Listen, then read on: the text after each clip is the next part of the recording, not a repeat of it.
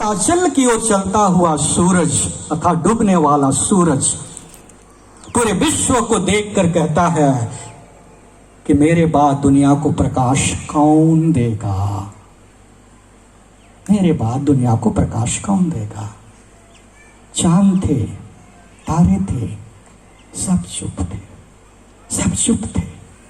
छोटा सा मिट्टी का दिया आगे बढ़कर कहता है, प्रभु एक काम मैं करूंगा, मैं दुनिया को रोशनी दूंगा, मैं दुनिया को प्रकाश दूंगा। याद करें, जब हमारे गांव घरों में बिजली नहीं हुआ करती थी, तब हमारे गांव, हमारे आंगन, हमारे घर को मिट्टी का दिया ही प्रकाशित करता था। आज आवश्यकता है आप जो भी हैं, जहां भी हैं, वही दिया बनने के लिए, दीपक बनने के लिए और प्रभु के काम को आगे बढ़ाने के लिए।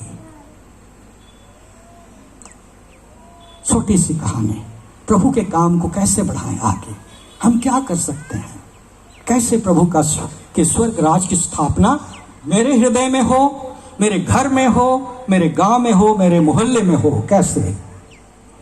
सर्दी का समय था, जाड़े का समय था, छोटे छोटे बच्चों को एक सिस्टर धर्म शिक्षा दे रही थी, कैटेकिज्म सिखा रही थी। बच्चे लोग अपने अपने घरों से आ रहे थे, चूंकि जाड़ा काफी था इसलिए कोई स्वेटर पहना था, कोई कंबल ओढ़ के आ रहा था तो कोई चादर ओढ़ के आ रहा था।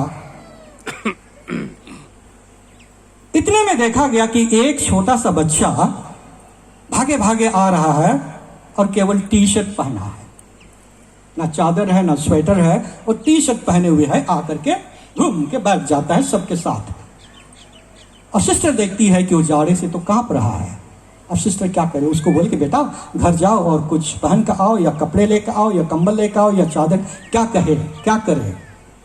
इसी बीच में देखती क्या है कि एक लड़का, जिसको हम लोग अपनी भाषा में बोलते हैं कि मेंटली रिटार्डेड, मानसिक तौर पर थोड़ा बीमार, अर्थात वो बोल नहीं पाता है और बड़ा होकर भी बच्चों की जैसे व्यवहार करता है। हम लोग जानते हैं मानसिक तौर पर जो बीमार रहते हैं ना, जिसको नेपाली में लाटा बोला जाता है ना, तो वो बच्चा छोटा बच्चा ही था, छोटा बच्चा था, वो धूस ओढ़ के आया हुआ था, धूस।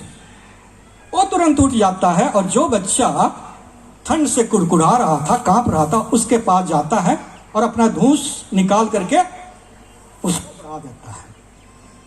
सिस्टर देखते रह जाती है, सभी बच्चे देखते हैं। ये बोबा बच्चा, ये लाटा बच्चा, ये मानसिक तौर पर बीमार बच्चा प्रभु की इच्छा को समझ गया था। उसके हृदय में प्रभु के राज की स्थापना हो चुकी थी। और देखते क्या है कि जिस बच्चे को इस बच्चे ने धूस उड़ाया था, वो बच्चा खड़ा होता है, जा करके उसी बच्चे के पास फिर बैठ जाता है और धूस को ऐसे करके उसको ढक देता है। सिस्टर की आंखों में आंसू आ जाते हैं। ये दोनों बच्चों ने प्रभु की शिक्षा का मर्म समझा है।